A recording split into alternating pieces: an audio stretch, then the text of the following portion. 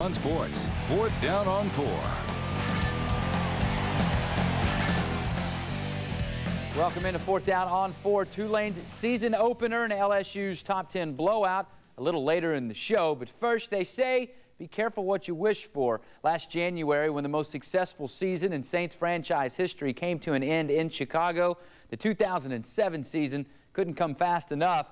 Thursday night, though, the defending Super Bowl champion Indianapolis Colts gave the Saints a 4-quarter-long wake-up call, nipping in the bud any premature black and gold Super Bowl talk and putting the focus back to where it was at this time last season, the next game. Here are some quick stats from that last game. Indy edging out the Saints in first downs and total yards. The Colts getting almost 8 yards of play. The Saints less than 5. 3 turnovers by New Orleans. The Colts with only 1 last season when the Saints were in the negative in the turnover battle. 8 times, they lost 7 of those games. Juan Kincaid with more on what else didn't go right in Indianapolis.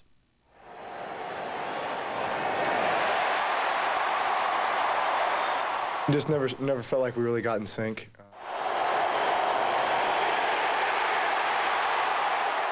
Disappointed, so obviously, you want to score. The Saints couldn't score. For much of the night, it didn't look like they knew how to score. Time and again, squandering possession. Some of their poor play can be attributed to the Colts defense, but much of it just poor execution by the Saints offense. To be honest with you, I really can't, put a finger on it. We felt like we had a great game plan coming in, and we got some great work throughout the week, coming in, and our preparation was great, and like I said, things just didn't work out. A couple times where we tried to force it down the field a little bit. They sacked him just once, but hounded him constantly. And Indy played zone all night, giving the Saints nothing deep, while smothering everything underneath. The Saints had no answers, but they expect to have some before next Sunday's game at Tampa Bay. It was a great learning experience for us as well. I mean, they were hungry, they were the defending champions, and they played well. Hopefully we'll get a chance to see them again. But it's a challenge that we have to rise up, and, we'll see what type of team we have now. Disappointed? Yeah, absolutely. Is the season over? Heck no. It's one game. And you know what? Everything happens for a reason. Maybe we deserve to get our butt beat tonight and, put a little fire into us and, make us mentally tougher. Come out next week, obviously, with a lot of focus, a lot of intensity, and get back on track. I'm Juan Kincaid, 4th down on 4.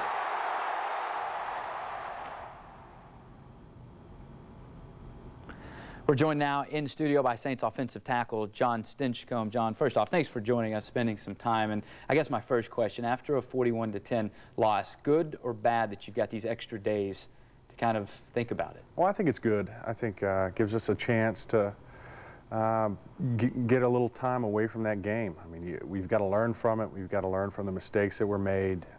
We've got to grow as a team. But when you lose 41-10, you want to separate yourself from that. I mean, we've set a high standard as a team, and we don't expect performances like that. How much was a 31-point loss more about the Saints, or was it more about this Colts team? My hat's off to the Colts. They came prepared. They executed. Both Saints didn't play well. Colts played well. You lose by 31. You talked about it. These guys are able to do things that not a lot of teams in the NFL are able to do. They're able to get pressure on the quarterback with 4 guys. What do they do other than just having a lot of talent and speed there on the ends? They're built for speed. They don't have any big man-eaters up front, but they're able to move and lead the best in the game at rushing the passer, and they're able to create havoc with just 4 guys. Sean Payton talked about it Friday after he'd kind of gotten back to look at the tape and everything, and this defense really makes you go 8 plays, 9 plays, 10 plays. They set back, they didn't give up the big play, and they make you execute several times in a row, and it's hard when that running game wasn't working quite as well as it has been before. Well, when we're on our game as an offense, we're able to systematically move it down the field. We've got no problems putting 12, 14 plays together in a series and doing it time and time again. So that's when we're clicking. Obviously, in that game, we never really found our rhythm. We had a couple 3-and-outs that were costly, and a 7-point lead for them turns into a 14-point lead, and it really snowballs on you. So Indianapolis did a great job of shutting us down. But before, it's 10-10 at half. What are you guys thinking? Although still the offense hadn't put up any points, you had moved it. You had a great opening drive. Going in 10-10 at half, what was the attitude like there in the locker room? It was confident. We were going to go claim the second half as ours, and that's just not the way it turned out. We hadn't moved. Indianapolis found a way. I think a lot of people talk about how long the preseason is, but it is important, and I think we saw it. Jamal 100%, but he could have used some reps this preseason. When the first action you get's up against, as you mentioned, the best pass rusher in the league, it's going to be tough. It's a tough challenge whenever you're going to face that guy. I mean, he's at the top of the heap of defensive ends, and we play some great ones. So Jamal had his hands full. We tried to throw a lot of things at Dwight Freeney that could put us in a position to be successful, and Jamal held his own. It's just it's a tough opener. Will they start talking about Mathis like they're talking about Freeney, you think? They're both skilled players. I think Dwight Freeney is a little more complete. Robert Mathis is a very good player. He's got a lot of quickness, and he's also a great player in this league. Stick around. More with John Stinchcomb after the break. You're watching 4th Down on 4. Still ahead on 4th Down on 4. We asked John Stinchcomb what the team's mood was after returning from Indianapolis and hear how he thinks they'll react this week against the Buccaneers. Plus, the Tigers inch closer to the top spot in the polls after dominating the number 9 team in the country. Just how long has it been since LSU has been number 1 during the season? And Mississippi State spoils Bob Toledo's Tulane debut. What happened to the Green Wave in the second half? Those answers on the way.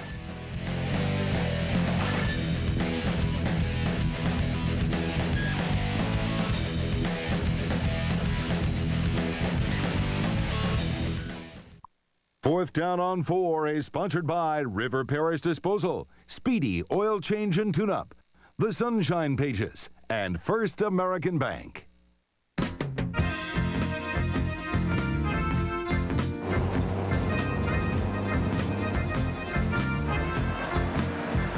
Talking trash to me.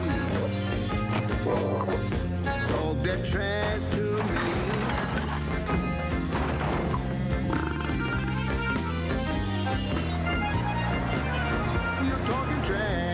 River Parish Disposal. Woo, our business stinks, but it's picking up. First American, a banking tradition since 1910. Through depressions, hurricanes, and times of prosperity, First American Bank has understood that it's the people who are important. Convenient banking locations, modern financial services, and free checking. The times may change and services get more modern. I still know that I can trust First American Bank. Log on to FABT.com today. And that's why First American Bank, yeah.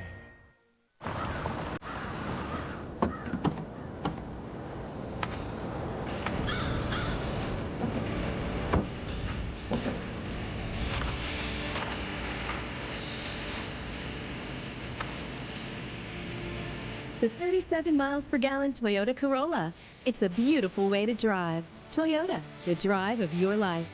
Now's the time to save on Corolla. Buy a new 08 Corolla and pocket $750 cash back. With just a single shop and a drive for convenient quality auto service, 2 local boys started down a promising road. Over the next 25 years, the Speedy Oil Change and Tune-Up family would grow to over 160 independently owned franchises in North America. Speedy's hometown values and quick full-service auto care have earned the loyalty of countless customers from the West Bank to the North Shore and coast to coast. We're Louisiana made, Louisiana proud at Speedy Oil Change and Tune-Up and Channel 4. A disappointing night for the Saints Thursday night against the Colts. No offensive touchdowns.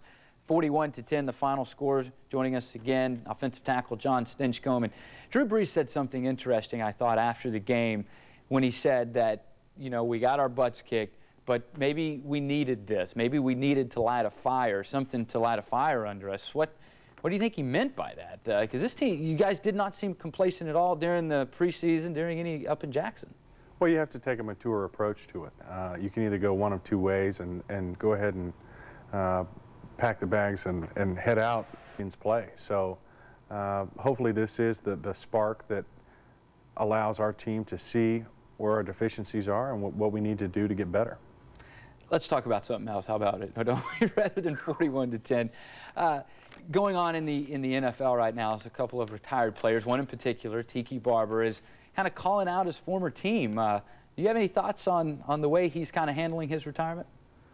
I'm always a guy that likes to stay, what's in-house stays in-house. If you've got a problem with a guy, you need to go speak to him about it. And when you start bringing things up in such a public fashion, it's going to cause some stress, not only on that team, but that's really not the way I think you can handle it, rather than being face-to-face and man-to-man about things. It's easier for him to do it now, though, that he's not in that locker room. I mean, I wonder, do you think it seems a little, shy is not the word, but almost backstabbing? Well, I'm sure he doesn't see it that way, but if I were on that team and one of my teammates was being persecuted, I would be a little defensive about it, whether it was a past player or not. To throw stones is always easier, in front of the camera, rather than being in a team setting and trying to stand up in front of the rest of these guys. Let's talk about the Tampa Bay Buccaneers, a team that you guys had a pretty good game here. Took a Reggie Bush punt return to kind of seal the victory, but handled them pretty well on the road. Obviously, teams change a lot year to year, but this team's always been based on that Tampa 2 defense. What can you tell us about Tampa this year? I'm sure it's going to be the same thing. We're going to watch their game, obviously, this weekend and see what they're about, see what their changes are. They've got some new personnel that's we're going to key in on, but their schemes probably aren't going to change a whole lot. I mean, the Tampa 2 coverage is based on one thing, and that's what Tampa does. So we should know pretty much what they're going to do scheme-wise. It's just a matter of getting a handle on their new personnel and seeing what changes they've made. I didn't want to bring it up, but going back to the game, now there's a blueprint out there of maybe how to stop the league's top offense from last year. Do you think, though, there are any other teams that have the personnel to do what Indianapolis did Thursday night? Well, I think it starts in-house. For the Saints, what we need to do is make sure that we're on top of our game, and I think you can eliminate a lot of the problems we had with whatever they want to. So it's something where we need to dictate it and not allow a defense to decide what plays we can and can't run. Was everyone, what was the attitude when you guys got back into Metairie on Friday? Anger, excitement that you get a chance to work on something else? Kind of describe what everyone was kind of feeling, offensively at least. A lot of frustration.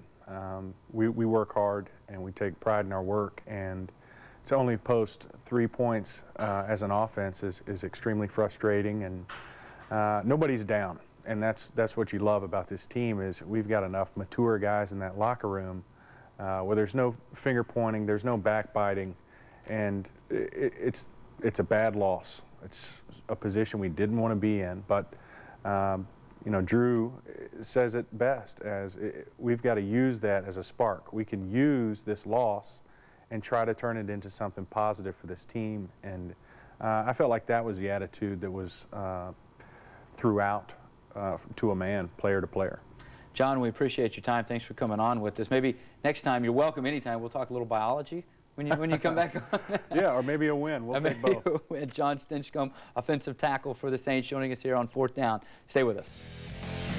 With the Tigers sharing the ground game, see how one LSU back got the most out of his limited chances. Plus, Tulane kept it close. There is much anxiety in Saints Nation, but to feel better, all Saints fans had to do was tune in on the Tube Sunday and realize that the worst is over.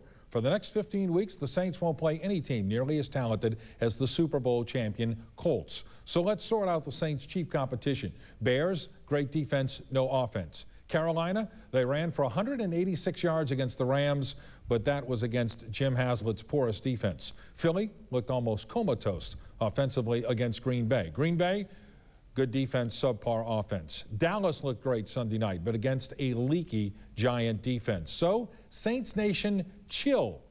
Unless, of course, the Saints lose in Tampa.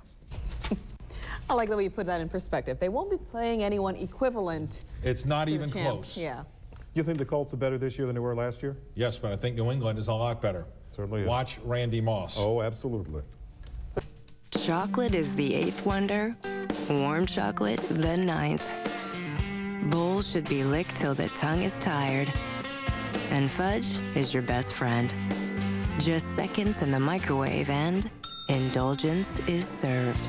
Betty Crocker Warm Delights. You're just 3 minutes from heaven.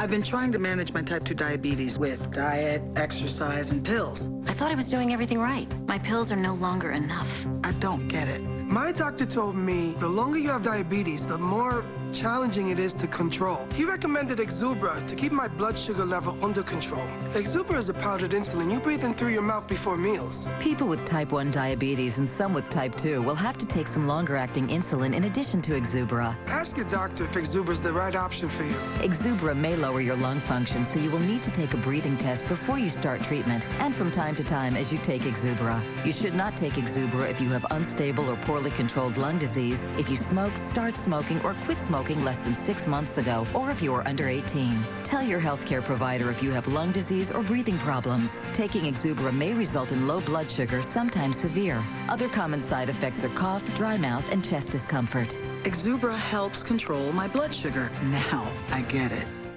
I love Louisiana. That's why I've been a DA for 29 years, and that's why I still prosecute major felony cases. And I'm tough. My conviction rate is 99%. I've been a sheriff's deputy, advised hospitals, school boards, chiefs of police, and crime scene investigators. I'm Buddy Caldwell, and I'm asking for the chance to be your attorney general, to be your lawyer. I'm already trained for this job, and I won't let you down. I really like this Java chiller. Yeah, nice and simple, nothing intimidating about it. What do you mean? You know, in a coffee house, there's some guy with attitude in the line. He's like, I'm gonna have a half-calf cappuccino. I just want, like, coffee, but I feel like I should have everything half and calfed, and I don't want it. And I'm sitting there trying to drink it, and everybody's like reading their poetry and talking about politics. Java Chillers, new at Sonic. A shot of premium roast espresso blended into a delicious frozen treat in caramel, mocha, or hazelnut, because Sonic is your ultimate drink stop. You need weather on the go? Just listen to the Big 870 and 105.3 WWL-FM for live updates from the Channel 4 Weather Center. Catch what's coming up next on 4th Down. What's wrong with the Saints? Tampa scorches the defense while the offense fails to get going for the second week in a row. We'll break down the game with the Cajun Cannon. Plus, LSU looks unstoppable, and Tulane just can't get started. 4th Down on 4 begins right now. This is the last word on sports. 4th Down on 4. Well, drops, fumbles, and big plays by the other team, a recipe that yet again proves to be the Saints' downfall as they open 2007 0-2 thanks to a 31-14 loss to Tampa Bay. Coming up later in the show, former Saints quarterback Bobby Hebert will join us in studio. Jim Henderson will have more from Tampa, plus a closer look at Tulane and LSU, two programs headed in two completely different directions. We begin tonight back in the Bay, where unlike last week in Indianapolis, the Saints never really end this game, fumbling their way to another blowout loss. Once again, the Bucs say the ball came loose. They claim to have it. The Saints needed a win Sunday. Instead, they fumbled away and dropped their chances to get ahead early. That's something we got to correct, or it's going to continue to bite us in the butt. Defensively, what's been biting the Saints is the deep ball. Much like the Colts, Tampa Bay used the big play to jump out to a 21-0 lead. Joey Galloway in the first half alone had touchdown catches of 69 and 24 yards. He's one of the better receivers in the NFL, and, you know, those guys, they get paid too. And, you know, they get paid to make plays just like we do. You know, and he's obviously an outstanding player, and we just got to do a better job as a unit and stopping the offense, stopping the opponent. The Saints' best drive of the first half, 11 plays, 54 yards, would stall and then flop when Olindo Mare missed his second field goal of the season. John Carney had two misses all last year. They go to the end zone, off the hands of Derry Henderson. Through one game and almost 3/4 of another, the Saints' offense had been kept out of the end zone. Mike Carney finally ended that dubious streak with this touchdown run, making it 28-7 Bucs. I would say in no way has either defense the last 2 weeks beat us. We beat ourselves. Either way, the Saints are 0-2 for the first time in a decade. Next week we play Tennessee, is another good football team. So we got to find a way to get a win. Call it a must-win or not, we got to find a way to get a win. Throw away the stat sheet in this game.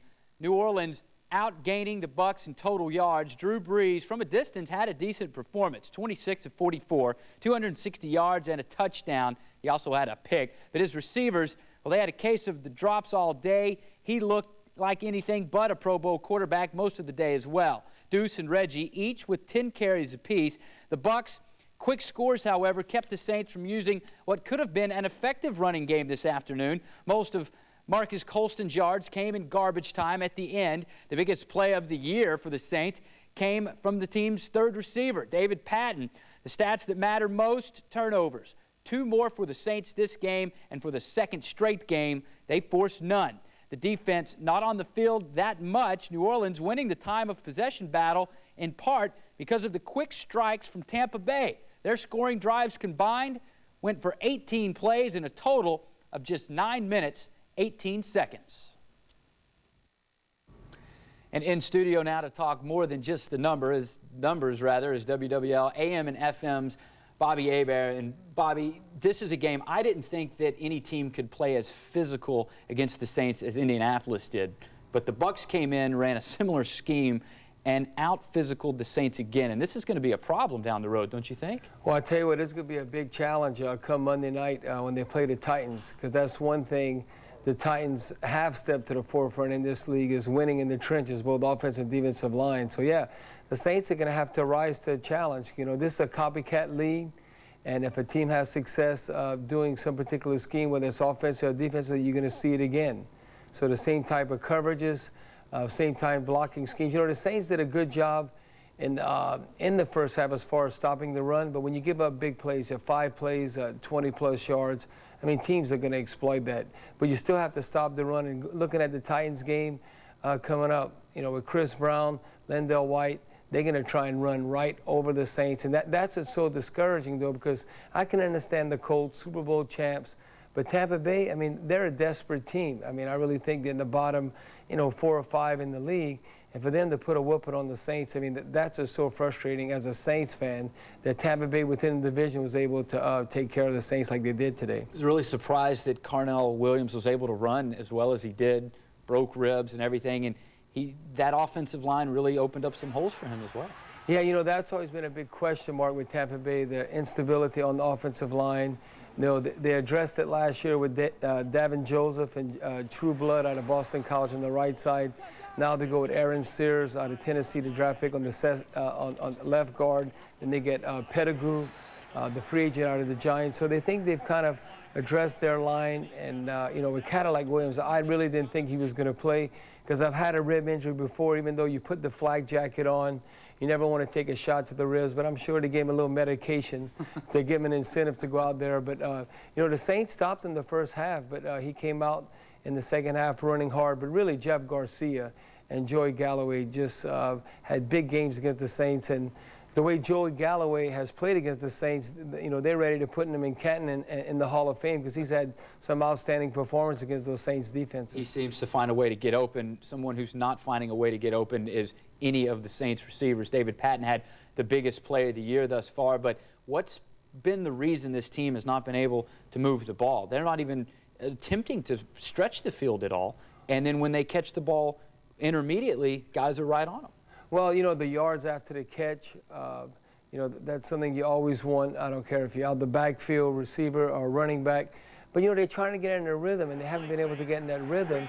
And one frustrating thing I know as a quarterback, you know, so to speak, when you hit the receiver in the hands, you want him to catch the ball. Looking at Devery Henderson, the 2 drops, even that 1 potential touchdown catch, you got to make a play.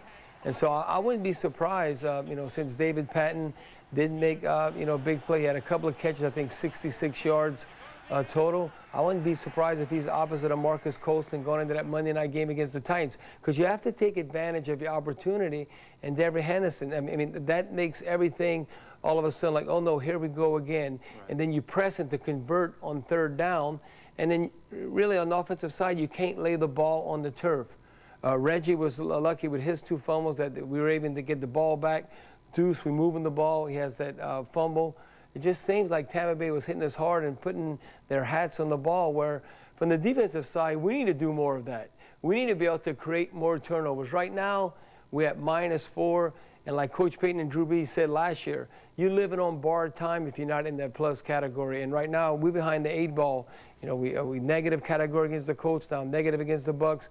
No, we need to turn things around quickly in that giveaway-takeaway ratio. And Patton, without that injury in training camp, I believe he probably would have been starting beside Marcus Colston beforehand. I think with these Right. drops Devery had today, that just probably cemented that. You hinted on what the defense needs to do, and when we come back, we're going to talk about trying to create some turnovers. He's Bobby Hebert from WWL AM and FM. Stay with us.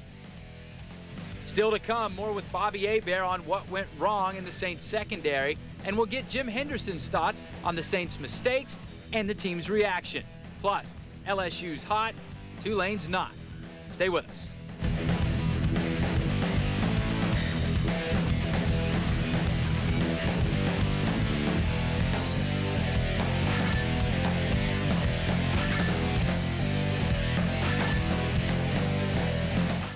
Fourth Down on 4 is sponsored by River Parish Disposal, Speedy Oil Change and Tune-Up, The Sunshine Pages, and First American Bank.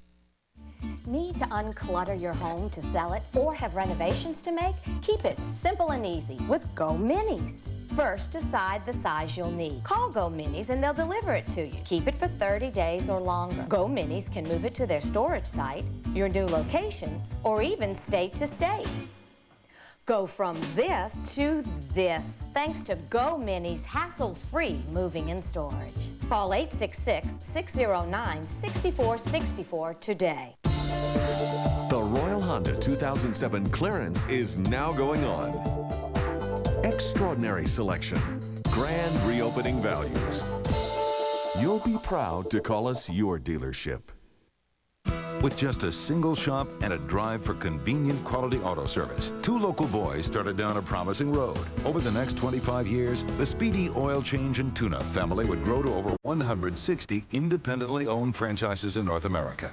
Speedy's hometown values and quick full-service auto care have earned the loyalty of countless customers from the West Bank to the North Shore and coast to coast. We're Louisiana made, Louisiana proud at Speedy Oil Change and Tune-Up and Channel 4. If you don't finish your peas, we're not going to Baskin-Robbins for Oreo sundaes.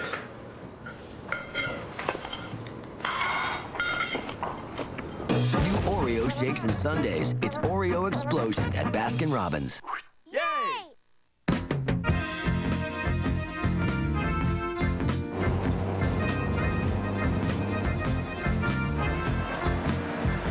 Talking trash to me.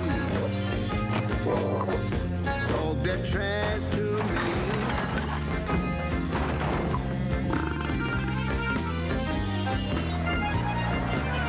You're talking trash. River Parish Disposal.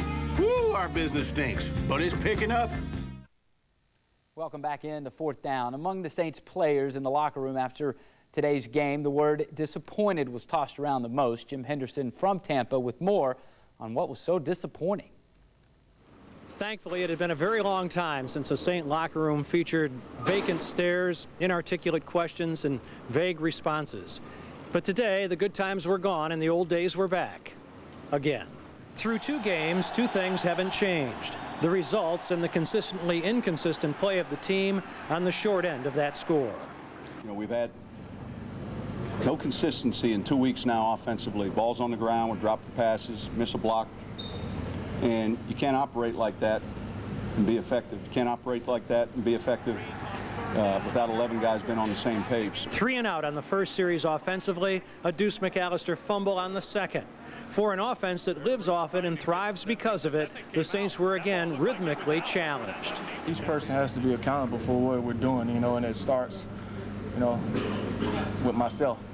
You know, I have to be accountable to the rest of my teammates to go out and do my job. And obviously, I didn't get it done last week and I didn't get it done today, so, you know, I just got to go back over what I'm doing. For the second straight game, the defense failed to register a sack, failed to even get a sniff of an interception.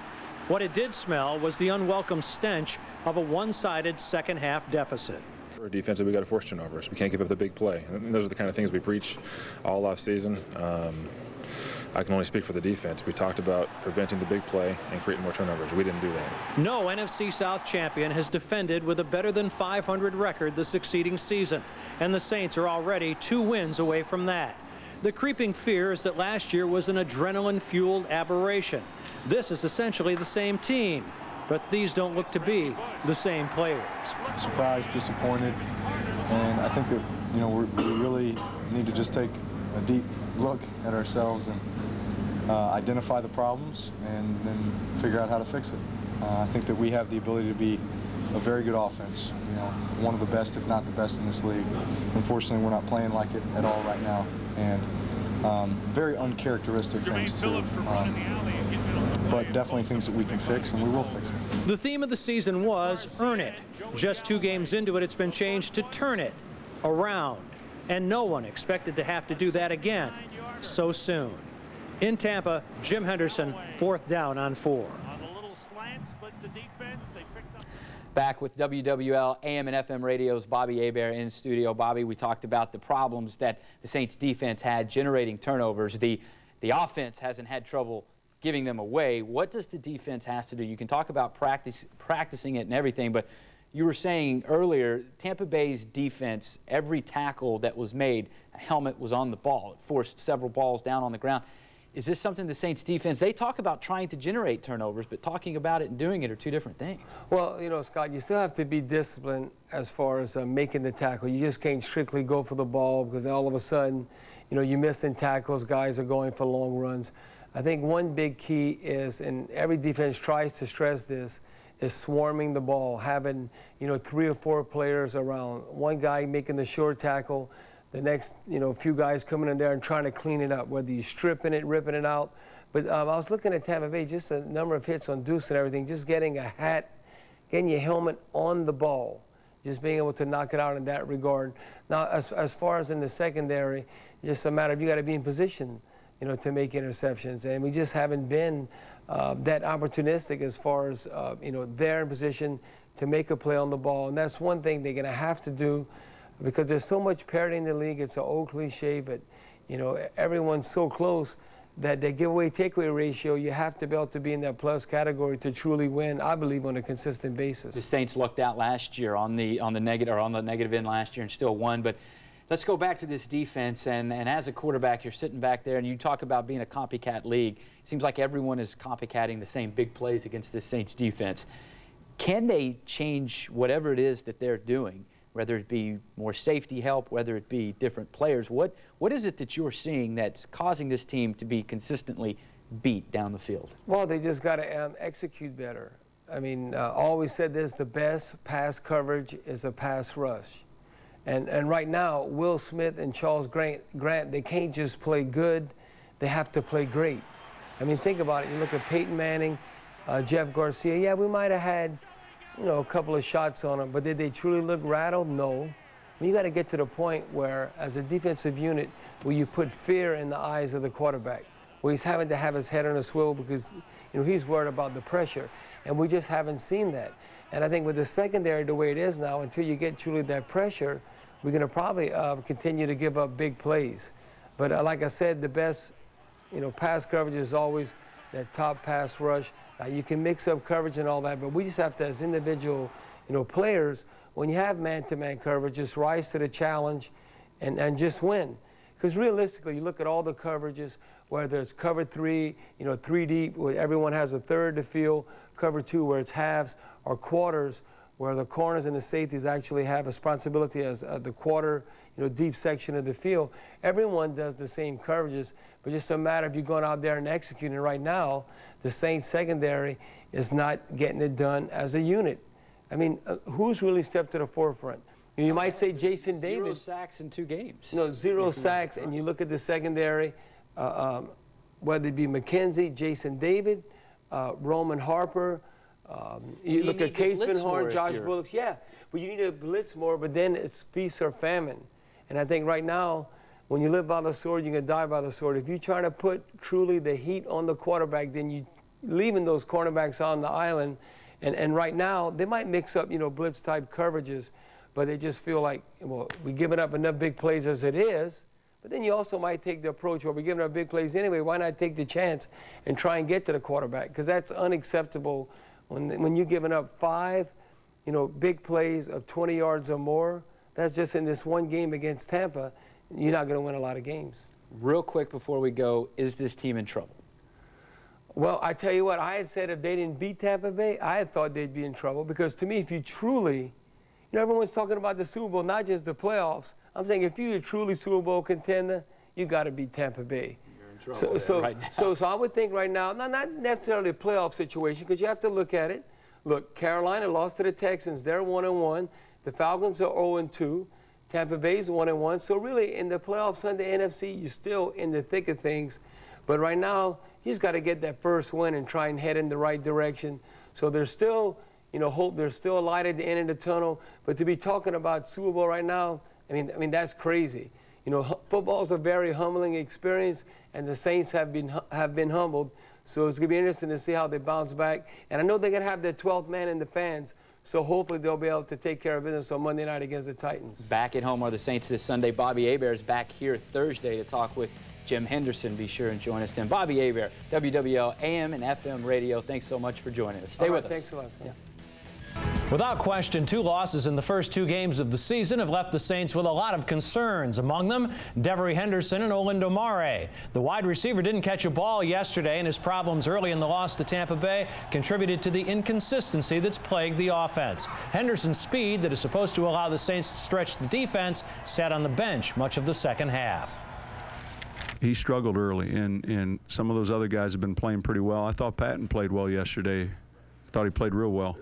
So, a lot of that was me in working a rotation and getting those guys in and out, and just trying to keep them fresh. But my expectation of how I think he should play, and I think his as well, is higher than that, and he's not the only one. The new place kicker has now missed as many field goals in 2 games as John Carney did all last season. Mare's 1 for 3 with a miss from 38 yards yesterday, and those misses have come in one-sided losses. How confident would you be in him right now with the game on the line? It's a worry, like many others. It's a concern. I've not talked about bringing anyone else in. Or else if I was really looking to do that, I'd be bringing a lot of other people in, not just kickers. He's not the only one that hasn't played well. Obviously it's a lot more noticeable, when the kicker doesn't play well, because it's a simple win or lose. You either make it or you don't. When Steve Spurrier comes to town, as he will on Saturday when South Carolina invades Baton Rouge, an offensive shootout is anticipated. And while Spurrier's reputation for offensive innovation is well-founded, he brings more than that to the table. LSU knows there will be more than just their offensive scheme to deal with. I think he has really good balance, and he's always has a double pass ready to go or a throwback, and we've kind of resourced and and researched his plays, his trick plays. But I think the danger that he brings with him is a very talented football team. I think they have a very good offense and a nice defense and good special teams. So we like the matchup. Anyone can handle the good times. It's the bad times when you truly learn about yourself, your character, and that of those around you. 2 games into the season that was the most anticipated in Saints history, school is definitely in session. The class will now come to order. We sure did enjoy the summer recess, though, didn't we? In 2 games as the consensus pick to win the NFC South, the Saints have played worse than at any time last season when they were the consensus pick to finish last in the NFC South. Then they had something to prove. After 2 games, they now have something to disprove, that they are not the most disappointing and overrated team in the league. There is plenty of time left to do that. But somehow, some way, the Saints will have to find the body snatchers who pilfered the souls of the core of this football team and left only the pods behind. The names are the same on and between the sidelines, but someone or something stole what we all assumed was still inside, and maybe it still is. We'll find out, and so will they, when we see how they react to the first real adversity this regime has faced. The Saints need an exhumation order. They need to dig up all those awards that were ceremoniously and symbolically buried on the edge of their practice field in the off-season. Instead of forgetting them, everyone needs to be reminded of them. See these? See what you accomplished? These are what you earned. Most of you who did are still here. You can either do what you did to earn them to resurrect them, or the next shovel full of earth won't be used to exhume them. It will be used to bury them forever, along with the chance to be the first NFC South champion to repeat. We will all learn about ourselves in the weeks ahead the hard way. We were all wrong to think it would be easy. And that's a look at sports. Okay, but we never lose faith. Never. And there's no reason to. There's a long way to go. And this is not a division where one team's going to run away with it. Probably 9 and 7 might win this division. But you got to play a lot better than you did in the first 2 games, and they're capable of that. All right. Thanks, Jim. We had a beautiful... Unfortunately, still here after 2 years, and we're not talking about the hurricane. Well, if you want to tailgate before the LSU Tulane game, you'll have to rise with the Roosters. The September 29th game at the Superdome will kick off at 11 a.m. ESPN 2 will televise. 9 coaches in the NFL woke up this morning 0-2. No one expected Saints coach Sean Payton to be one of them. But to paraphrase Payton, it is what it is. Payton said today he contemplates no wholesale lineup changes for next Monday night's home opener with the Tennessee Titans. Last year, the Saints won their first 2 on the road. This year, the mood, far less festive. The wheels haven't come off this team. You know, we're still here. We're still, you know, our same goal is to make it to the Super Bowl and then, you know, just get a couple wins, put a couple wins together. We just got to get that first win and really get on a roll. We'll see about that. Jay Bellamy and Kendrick Clancy were both injured in the Tampa game. Payton will update their conditions on Wednesday. Well, the Saints get outscored and out-hit by the Bucs in tonight's breakdown.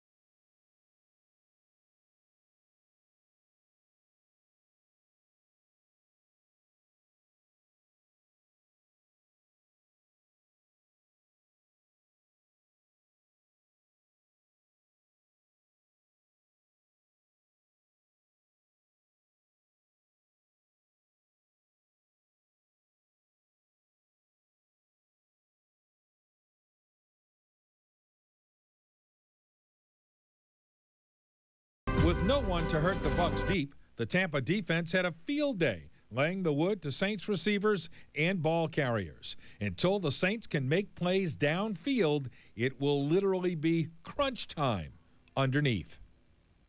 The Saints host the Tennessee Titans next Monday night. Of course, as we said, kickoff will be about 7:30.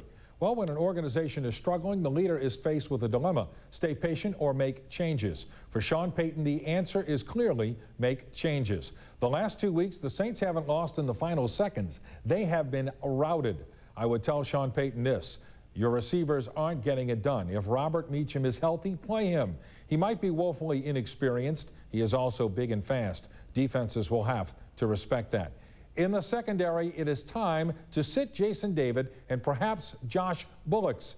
David has been a stand-up guy about his poor play, but long touchdown passes must be eliminated now. This may not be the week to sign a kicker, but that week may be fast approaching. At some point, Olindo Mare will be called on to win or tie a game late. You only have 14 left to play. And finally, quit being stubborn and realize Deuce McAllister is your #1 tailback. Line up with Deuce and run the football at people. It is time to kick some tail up front. All I have seen in the last 2 weeks is vice versa. So fans out there asking, are they going to have a shot at making it to the Super Bowl, do you think? Well, I think you've got to win a game first. Yeah, you do. And then maybe win another one, and then a few more after that. Then we'll talk about the rest of it. All right. Thanks, Eddie D. We'll be right back. Henderson, site of last year's emotional and historic Monday nighter when the Saints returned to the Superdome. You know, Hollywood executives would reject the script of Reggie Bush's rookie season. Heisman Trophy winner goes to a franchise that had only one playoff win in 39 years, helps lead them to the NFC title game by breaking a 26-year-old record for receiving for rookie running backs. Come on. And a city decimated by the worst U.S. natural disaster ever, and he helps rebuild the community? Come on.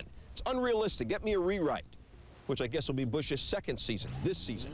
Reggie and Shelley Smith in the Sunday Conversation. Look out, right through! A kick block by S.Gleason! Touchdown, New Orleans! What did that Monday night, being part of that Monday night game last year, mean to you and this city? It meant everything, you know, because it didn't just represent a football game. It represented the whole city. It represented the thousands of lives that were lost through Hurricane Katrina, the destruction that went on, you know, all the property that was lost. That night, you know, it was a spiritual night, I think. You know, there was just something, you know, within our team that I don't think it mattered who was in front of us. You know, we were going to beat them because of, you know, what we were playing for, you know, what that game stood for. What has it been like to be part of the rebuilding process here for this city? It's been great. You know, just being part of it, I've never been a part of something like this, you know, ever in my life, and such a unique situation. To be able to help and to give back to people who need so much, this is a first time, you know, thing for me. So just being a part of it is great, you know, and I love just seeing the smiles on people's faces, you know, after you help them. You know, people think that the city of New Orleans is back, and really it's not back. You know, it's 2 years removed from Hurricane Katrina, and it still looks like it hit yesterday. I mean, you can walk down the street and you see all kinds of houses that have been damaged, and you see all kind of, you know, just trash laying everywhere, and you know, it's sad. But you know, the people who are out here, you know, they have great spirits, high spirits, and you know, they look at the Saints for, you know, they look at us as like we're God, and you know, we're really just out here trying to, you know, help these people and win some football games. Reggie going around the outside, up the sideline, he's at the 10, 5 dives, touchdown, USC! Reggie, yes! Reggie Bush back in the end zone. What was the big thing that you noticed between the college game and the pro game? The biggest thing I learned was that it's a lot harder to outrun people in this league. It's a lot harder to, you know, outrun, you know, defensive ends into the sidelines, you know, because they're just as fast, and they can catch you, you know, at your weakest point, you know, when you're running side to side, and as opposed to running north and you know, running physical and finishing your runs. That's something that I'm still trying to work on, you know, even now. So you've stopped running one way and then reversing your field and running back? Yeah, stop doing the high school stuff, you know, stuff that worked for me in high school, and you know, just getting north, and that's where, you know, patience comes in, just picking and choosing, you know, opportunities as they come, and, you know, taking them as they come. Bush has yet to crack the end zone this season, but last year he finished strong. 7 of his 9 touchdowns came in the last 5 games. Bourbon Street, Nolens. Better not be any Titans or Saints hanging out in Bourbon Street late Sunday night. A moment almost unimaginable 13 months ago is here. The Saints back in New Orleans. Just having the Saints back in that Superdome, just giving us some sense of normalcy, like they say on the commercial, that, my friend, was priceless. After Katrina, that was our only hope that we had, was the New Orleans Saints, because that was the only joy that came to the city. Look out, right through! A kick block by S.Gleason! Touchdown, New Orleans! For people to root for the Saints, it's more than a football game, and that delivered on everything they could have hoped for. It wasn't so much a cheer, even though it was for the Saints, but it was a cry and a shout to America that we're back. I'm S.Gleason of the New Orleans Saints. I was proud to represent this city 90 seconds into the game. The story of our city is one of tragedy as well as triumph. These people of New Orleans tell their stories that are far from over. We've kind of gotten beyond the point of being optimistic. There was this year to year and a half period where everybody was thinking, okay, so the cavalry's going to come and save us. That mind shift is kind of changed. It's just an individual determination by everybody in the city to go ahead and get back, one house at a time.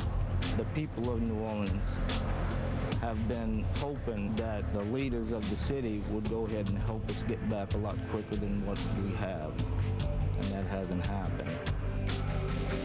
Before the storm, rent would be on a 2-bedroom house on an average $650 a month. Now you pay that for 1-bedroom efficiency. There are problems post-Katrina, but what are the potentials now with the city of New Orleans? As the rest of the country sees dysfunction, and there's certainly a lot of that, there are thousands of examples of people reaching across racial lines, geographic lines to really help each other. People are building higher, they're building safer, they're building more energy efficient. Everybody wants to save power. Everybody wants to save energy. And if we improve our ecosystem, it can lessen hurricanes so where they're not as devastating. We have to forge ahead, not dwell on the past 2 years of Katrina. Take those lessons, build on that to make ourselves better and to make our city better. New Orleans won't ever be exactly like it was prior to the storm, but there are some ingredients that will never go away, and that's the music, that's the food, that's the hospitality. And since the storm, those who are back are making sure those things are never forgotten.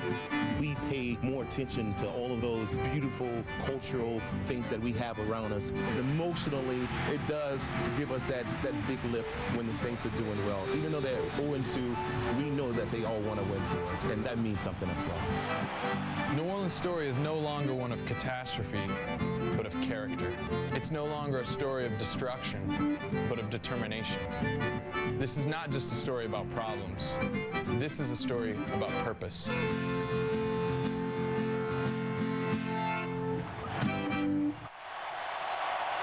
Steve, thanks a lot. After having microfracture surgery for a knee injury in the offseason, Gleason this year is on injured reserve and will not be in the roster for tonight's game.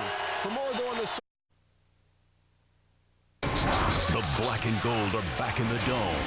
Tonight, the Saints are on 6. It's a Monday night special. The New Orleans Saints versus the Tennessee Titans, right here on WDSU News Channel 6.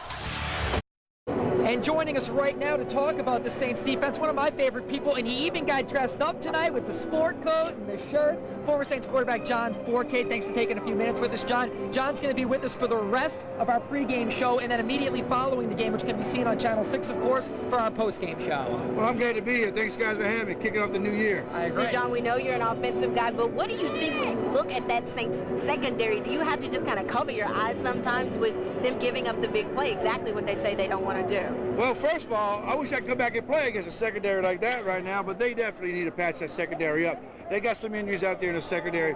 I think they're going to change a few things up, try to disguise some things to go against Fitz and Young tonight. I think if Young has some confusion in the secondary and the Saints do something in the secondary, they got to play a little bit more man-to-man and bring some heat on Young. I think that's going to be the big key to the whole ballgame. Now, you mentioned the injuries with the secondary. Jay Bellamy out with an ankle injury. He's part of the nickel package. And Josh Bullock's questionable, and he's one of their starting safeties. So that's just salt in the wound more. Well, what they're going to have to do is some of these young kids are going to step into play. You might see a guy back there by the name of Thomas. Maybe you'll see him come out and play a little bit. Maybe put him in the inside slot.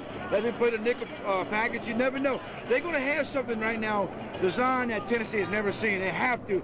Whatever they're 0-2 right now, find something to win on the defense. Did you think this defense would be this bad, bringing in guys like Case Vaharn, bringing in Jason David? How shocking is it when you bring in veteran guys that have won and they aren't performing like they thought? We talked about in training camp. We thought these were two great acquisitions to this football club. Thought they'd help the defense out. Obviously, it's either the scheme of things or they made a big mistake in signing these two ball players. I don't think they made a mistake signing these ball players. I just think right now they got to get together. They got to find a way to win. And right now they got to come out tonight. This is the big game, don't they? They can't come out and start out 0-3. It's a fact the defense must show up. We got to also say that the offense better show up too. Well, don't get started on the offense just yet. Again, John is going to be with us throughout our pregame show, and he's going to break down the offense. A former Saints quarterback who... Last year's huge home opener honored heroes of the storm, first responders. This year, the team will recognize outstanding groups and individuals again. Their work so remarkable, they too could be called New Orleans Saints. This year, we wanted to do a sampling, but a fair representation of all the incredible groups and individuals that have actually made great progress and great strides in New Orleans coming back. 7 local nonprofit organizations were chosen for this halftime honor. It includes a video tribute of their work. We definitely took on the main recovery issues that we wanted to showcase, those being housing, education, and the environment. And there are other groups involved there, but mostly it's the ones that have individuals taking action themselves and creating real change in our community. The groups include Women of the Storm, Katrina Crew, Rebuilding Together, City Year, Louisiana SPCA, New Schools for New Orleans, and Beacon of Hope Resource Center. They will all get a moment in that big spotlight in front of thousands of fans. And when it comes to fans, this is a tribute with a purpose. To be inspired, that there are so many groups that they can either join or start their own groups, but the main message is that these are the people of New Orleans and of our community, and that we are bringing our community forward together. On your side at Saints Camp, Helena Moreno, WDSU News Channel 6. Remember the magical 2000 football season, Saints fans? The Rams' Oz Hakeem fumbling a punt return, securing the Saints' first ever playoff victory. An amazing moment. Rookie head coach Jim Haslett was the NFL Coach of the Year, and the future looked bright with young talent like Aaron Brooks, Ricky Williams, and Kyle Turley. In fact, many experts predicted the Saints would make a serious Super Bowl push in 2001. But it never happened.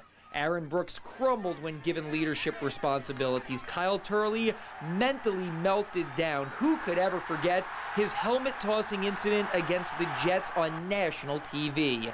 And Ricky Williams, well, what can we say? He became the Ricky we all know today, a complete flake. So after a dream 2006 season, a year in which a Saints rookie head coach was named the NFL Coach of the Year, and a year that saw new stars like Drew Brees, Reggie Bush, and Marcus Colston emerge, what will be the fate of the 2007 Saints?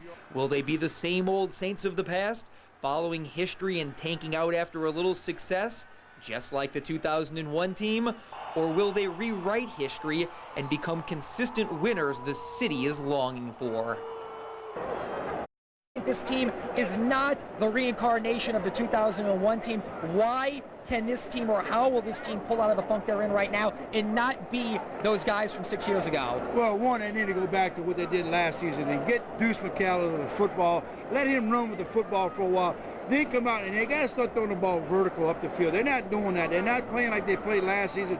They got better players this season than they had back in 2001. That is a fact. This is a good football team here. You don't go where you went last season, one game away from the Super Bowl, and all of a sudden just drop off the face of the earth. When people predicted they were going to be in the Super Bowl this year. Speaking of those guys back in 2001, Aaron Brooks, Ricky Williams, Jim Haslett, do they have better quality guys? They talk about character guys. How much can that help, though?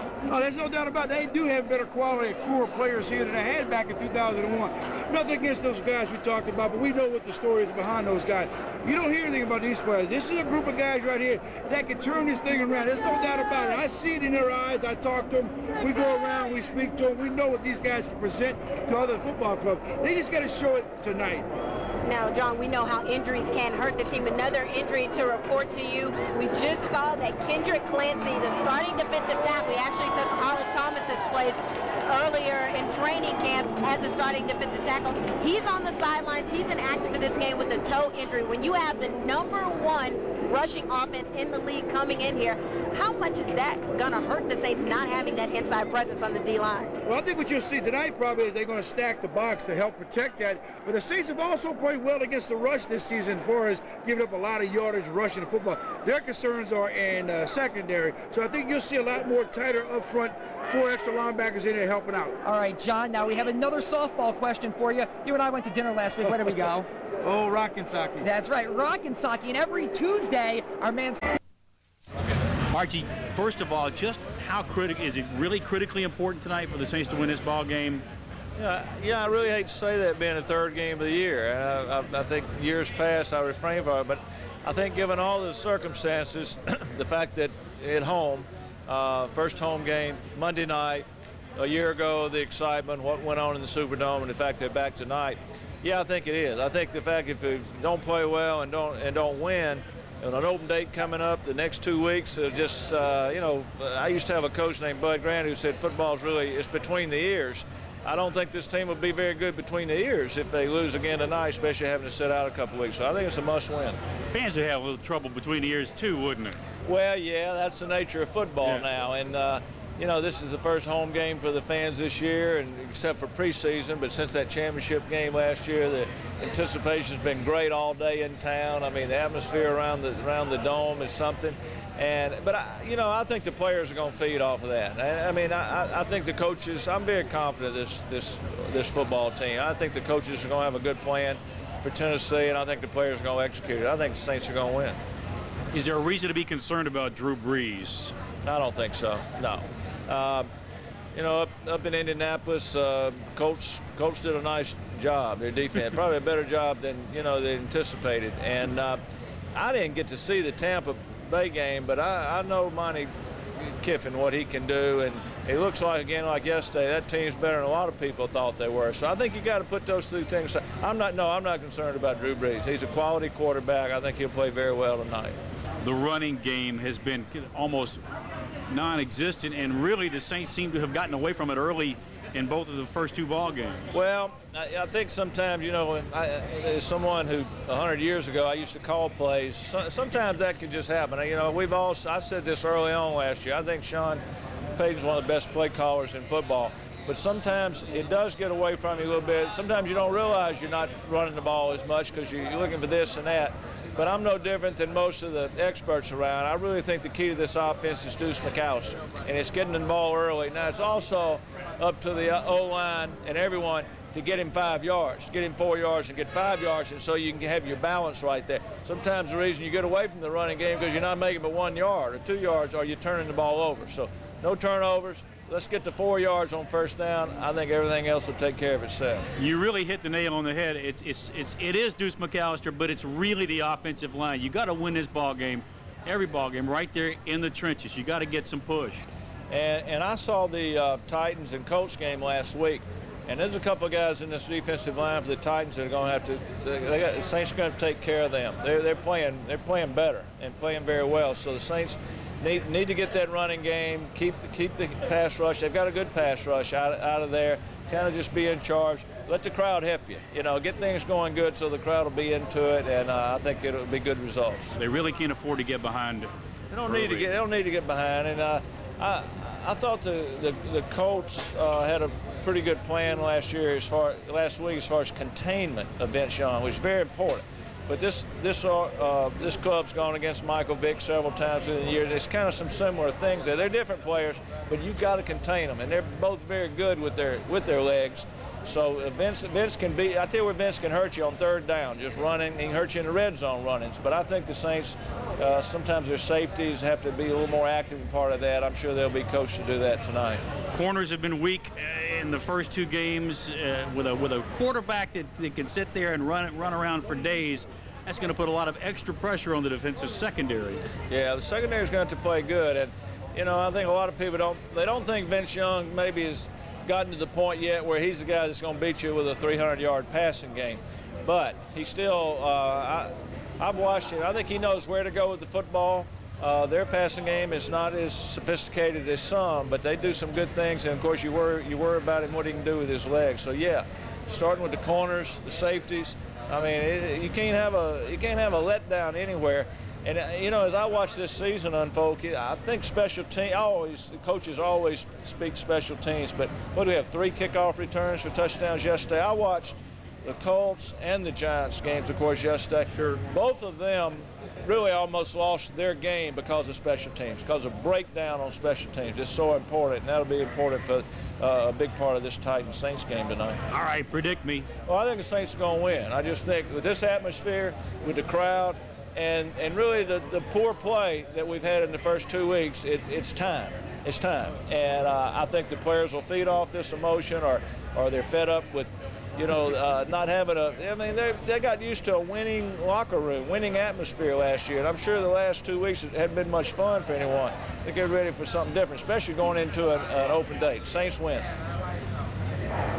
Yes, in many ways, unfortunately. The loss of Deuce McAllister for the season last night with a torn ACL in his left knee will be felt on many levels. On the field, in the locker room, in the stands, Deuce's popularity extends throughout every level of the team, the organization, and its fans. His teammates took it harder than he did, it appears. Was up and the airport was back. He's someone that is as well liked and well respected as any player I've been around, and so when you lose someone like that this early in the season, in someone that's fought back hard after about a year and a half, almost 2 years now from his first ACL injury, that's tough. This cornerback Jason David, I should add, was lost from 4 to 6 weeks as well last night with a broken forearm. He will need surgery. To say that Tulane has a chance, even at the zenith of preseason expectations for the Saints that I embraced as well, one thing concerned me. How could the Saints be as fortunate in so many ways as they were in 2006? Could this team defy the law of averages for a second straight season? Could the overwhelming number of Sean Payton's decisions be right ones for year 2 as they were in year 1? Could the Saints be as lucky in the draft, free agency, and avoidance of major injuries as they were a year ago? 3 games into this still young, but many would argue stillborn season, the answer to all those questions is no. A year ago, Sean Payton had the Midas touch. Now that's turned to the Morgus touch, where nearly every experiment, gamble, judgment, or decision has failed. In 2006, the draft yielded players who had an immediate impact, like Reggie Bush, Roman Harper, Jari Evans, Zach Strief, and Marcus Colston. In 2007, while choosing 27th in the first round instead of 2nd, the draft choices on the 53-man roster are Robert Meacham, Usama Young, Andy Alleman, and Jermon Bushrod. Only Young even sees the playing field. You can argue that it's a lot harder to crack the lineup in 2007 than in 2006, and that would be true. You could also argue that none of those 4 could have impacted the 2006 rebuilding effort either, and that might also be true. In 2006, free agents like Drew Brees, Scott Fujita, and Steve Weatherford were among 9 free agents who remain on the roster and made an immediate, positive, and dramatic improvement. In 2007, at this moment, there are 12 new free agents on the roster. Among them, only Jason David, Eric Johnson, and Lance Moore see extensive playing time. For better, or as most would contend, for worse. Draft day trades in 2006 got the Saints Jeff Fain and Hollis Thomas. This year, prior to the draft, the Saints sent a 6th-round pick to Miami for kicker Olindo Mare and lost a 4th-round pick to the Colts as compensation for signing Jason David. Neither has bettered the team to this point. A year ago, the Saints were extremely fortunate in the injury department. Last night, they lost Deuce McAllister for the season.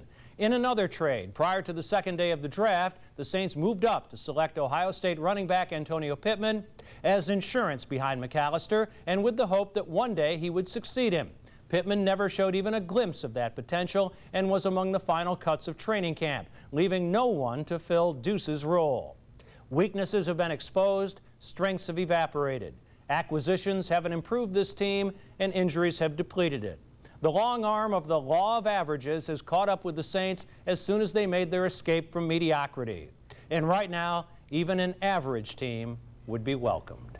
And that's a look at sports. What can they do in their bye week to improve the team they have? Get healthier, I guess.